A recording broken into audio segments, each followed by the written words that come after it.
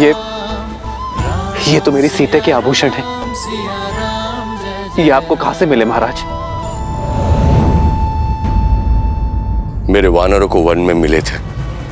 उन्होंने बताया कि हम वन में भोजन इकट्ठा कर रहे थे, तभी आकाश से आकर ये गिरे। हमने देखा एक विमान में कोई राक्षस किसी स्त्री को ले जा रहा था। यानी मेरी सीता, मेरी सीता पीड़ा में थी। वो मुझे सहायता के लिए पुकार रही थी और मैं उसकी सहायता नहीं कर सका। लक्ष्मण, ये मेरे सीते के ही आभूषण है ना? देखो लक्ष्मण। क्षमा कीजिए भैया, परंतु मैं इन आभूषणों को नहीं पहचानता। आज तक मैंने भाभी मां को केवल उनके चरणों से ही देखा है। मैं तो उन्हें उनके चरणों से ही पहचानता हूं भैया।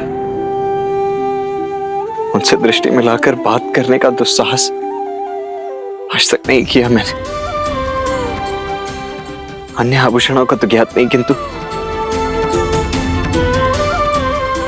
प्रतिदिन उनके चरण स्पर्श करने के कारण मैं ये अवश्य जानता हूं कि ये पायल निश्चित रूप से भाभी मां गई है।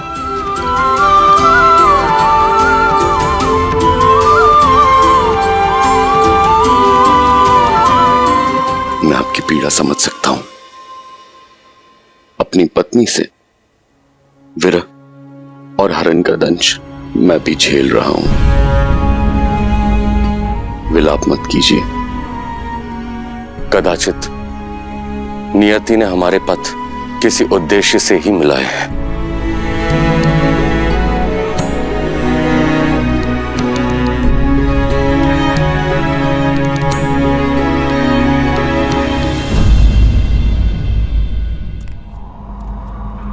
अग्निना रयिमश्मपव यशसं वीरवत्तमं पोषमे दिवे दिवे दिवे दिवे यशसं वीरवत्तमं।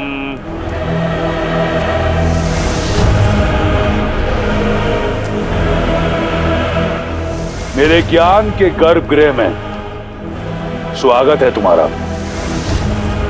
आओ बैठो।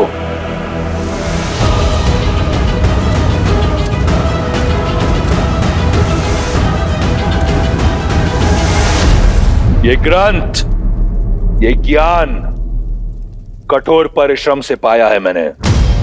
वेद, पुराण, शास्त्रों में सबसे बड़ा ज्ञानी हूं मैं। इतना कि स्वयं ब्रह्मा भी वाद विवाद में मुझसे कतराएंगे, क्योंकि ज्ञान ही तो है जो साधारण को असाधारण बना देता है। अपनी घोर तपस्या से मैंने इस ज्ञान को अपना शस्त्र बनाया है। मैंने तुम्हें यहां इसलिए बुलाया क्योंकि तुम ज्ञान की नगरी मिथिला से हो। तुम मेरी बुद्धिमत्ता और ज्ञान को पूरी तरह पहचान पाओगी। अब बताओ, क्या है तुम्हारे राम में इतना ज्ञान? मेरे इस ज्ञान के सागर के समक्ष क्या मात्र एक बूंद ज्ञान है तुम्हारे उस वनवासी के पास? क्या नहीं हूं मैं उस वनवासी से श्रेष्ठ?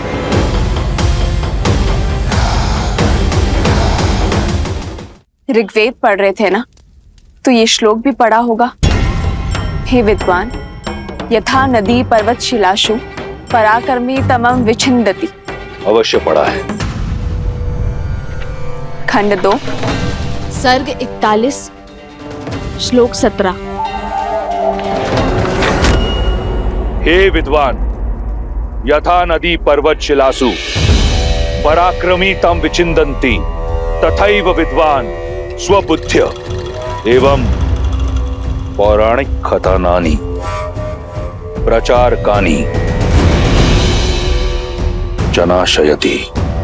रुक क्यों गए? श्लोक पूरा पढ़ो। शिष्ट वचनेन उदात्त करुणा च स्त्रिय प्रणमाम इति। श्लोक पढ़ा पर अर्थ कदाचित नहीं समझा होगा। मैं बताती हूँ, जिसका अर्थ है, हे विदुषी, जिस प्रकार नदी का तीव्र भाव अपने साथ ऊंचे पर्वतों और शक्तिशाली चट्टानों को चकनाचूर कर देता है, उसी प्रकार एक स्त्री का ज्ञान हर मिथ्या, हर भ्रम को तोड़ने में सक्षम है। हमें अपने करुण भावों और आचरण से ऐसी स्त्रियों के सामने नतमस्तक होना चाहिए।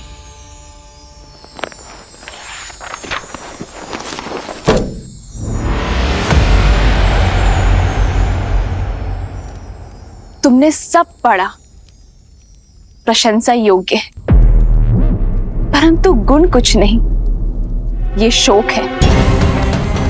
ज्ञान केवल पुस्तक पढ़ने से नहीं, उन्हें जीवन में उतारने से सार्थक होता है। ज्ञान की लौ होते हुए भी अज्ञानता से, अहंकार से और अधर्म के तमस से घिरे हो तुम, और फिर अपनी तुलना मेरे श्री राम से करते हो। बुद्धि और चरित्र के बिना ज्ञान शून्य है। मेरे श्री राम के चरित्र में गरिमा है और बुद्धि में साक्षात ब्रह्म का वास है, जो अपने ज्ञान को धर्म और न्याय की तुला में तोलते हैं, और वहीं तुम अभिमान का हाथ थामे धर्म और न्याय का वध करते हो। तो ऐसा ज्ञान किस काम का? जिसे तुम अहंकार समझती हो, वो मेरा आत्मविश्वास है। इस राक्षस के पास जब कुछ नहीं था, तब भी केवल आत्मविश्वास था। इस संसार ने मुझे कुछ दिया नहीं, मैंने जो पाया प्रहार से। वीर भोग्य वसुंधरा, जो वीर होता है, ये धरा उसकी दासी है, और केवल वो वसुंधरा भोग सकता है। शास्त्र भी यही कहता है। और वीर किसे कहते हैं रावण? जो अपने साहस से, प्रयास से और परिश्रम से जीते, छल और माया से नहीं। मायावी अपना लक्ष्य कामना से पाते हैं, और वीर अपने कर्म से। यजुर्वेद कहता है, हे शुद्धा आशीर्वाद दायिनी, पापाद अनैतिकाद प्रदूषणात् च सर्वान् शुद्धिम कुरु, मिथ्याथः देवशाद ईर्ष्याया कुंठानाम च शुद्धिम कुरु। अर्थात, हे पवित्र और आशीषमयी नारी, हमें हमारे पापों से, मन तन की मलिनता से, हमारी बुरी कामनाओं से मुक्त करे। हताशा, असत्य और घृणा, ईर्ष्या से दूर रखो। और तुमने उसी पाप और कलंक नाशिनी को कलंकित करने का प्रयास किया है। राम से ईर्ष्या और मनुष्य से घृणा के चलते तुमने मेरा हरण किया। मनुस्मृति कहती है, जहां स्त्रियों की पूजा होती है, वहां देव बसते हैं, और तुम एक स्त्री का अपमान कर रहे हो। यहां काल तांडव करेगा रावण।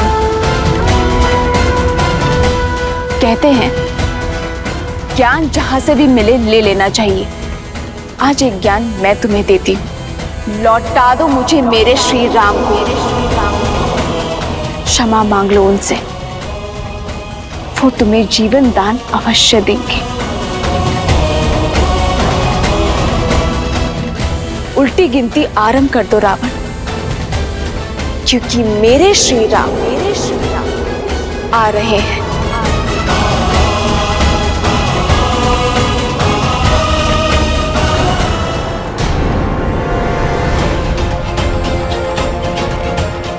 ये क्या हुआ? ये लंकेश के पास से सुरक्षित कैसे आ गई? क्या रहस्य हो सकता है इसका? इस कक्ष में जाने वाला और महाबली लंकेश के साथ शास्त्रार्थ करने वाला कभी सर उठा के वापस नहीं आया, और तुम? हमें अनदेखा मत करो सीता, हमारे प्रश्नों का उत्तर दो।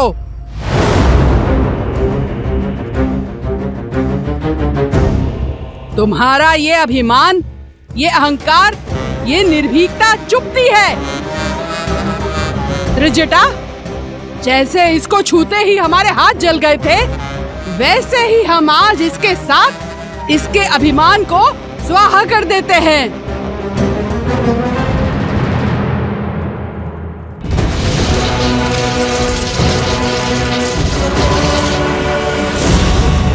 कहो, आज से तुम हमारी कही हुई बात सदैव मानोगी।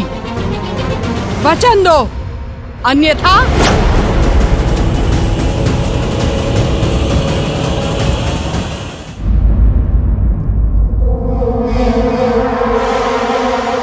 ये क्या हो रहा है यहाँ?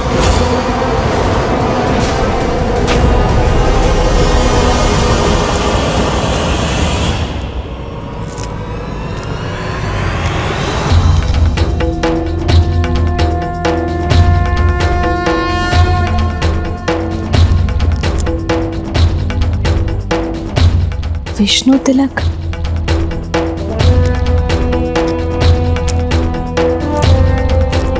यह धर्म करने का दुस्साहस कैसे किया तुम दोनों ने? लंका के आतिथ्य को भुलाकर लंकेश के अतिथि के साथ ऐसा दुराचार। जाकर बताओ मैं लंकेश को, इनकी देखभाल की आज्ञा का निरादर कर अपनी सीमाओं को लांघ रही होते देने। फेंको, फेंको खड़क। भूल हुई हमसे, क्षमा कर दीजिए। लंकेश से कुछ मत कहिएगा। ऐसी भूल आगे से नहीं होगी। इसे मेरी अंतिम चेतावनी समझो। जाओ यहां से।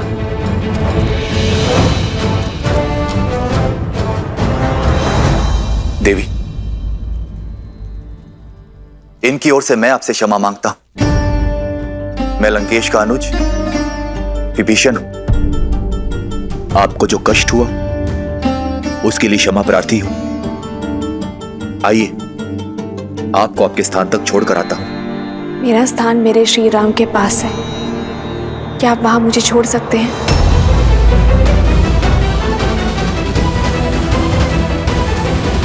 आपकी पीड़ा अब से मेरी हुई मित्र, इसलिए बिना एक पल व्यर्थ किए अपना राज और अपनी पत्नी को पुनः पाने का मार्ग प्रशस्त कीजिए। कैसा मार्ग?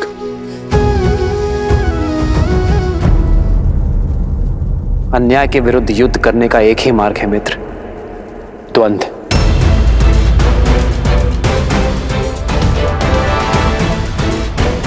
आप बाली को द्वंद्व युद्ध के लिए चुनौती देंगे। क्या? बाली से युद्ध?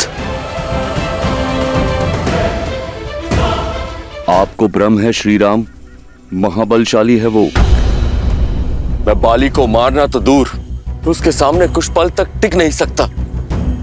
यदि मैं उसको युद्ध में परास्त कर सकता तो यहां भगोड़ों की भांति मैं छिपता क्यों? मुझे आशा नहीं थी कि आप मुझे आत्महत्या का मार्ग सुझाएंगे। श्री राम, आपने मुझे बाली के वध का वचन दिया है और यहां तो आप उसके हाथों मेरा ही वध करवाने लगे। मुझे मेरा वचन स्मरण है मित्र, किंतु आप अपनी आत्मशक्ति को भुला चुके हैं। कहां है वो सुग्रीव जो बाली की अनुपस्थिति में समस्त किष्किंधा को संभालता था?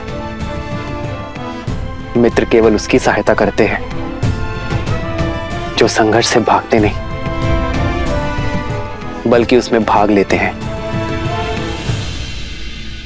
ये युद्ध आपका है मित्र, और जो अपना युद्ध स्वयं नहीं लड़ते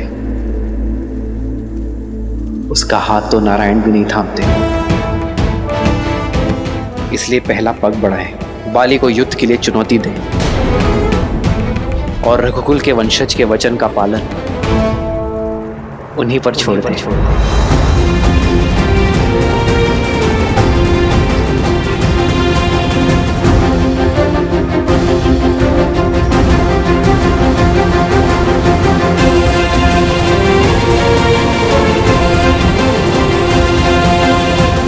ज्ञान की लौ होते हुए भी अज्ञानता से अहंकार से और अधर्म के तमस से घिरे हो तुम, और फिर अपनी तुलना मेरे श्री राम से करते हो।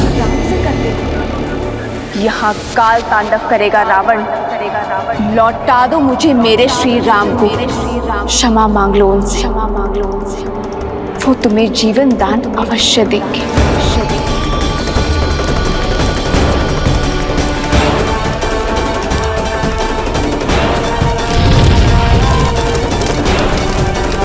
यदि तुम ना माने तो तुम्हारा ये ज्ञान भी मेरे श्री राम के क्रोध से नहीं बचा पाएगा।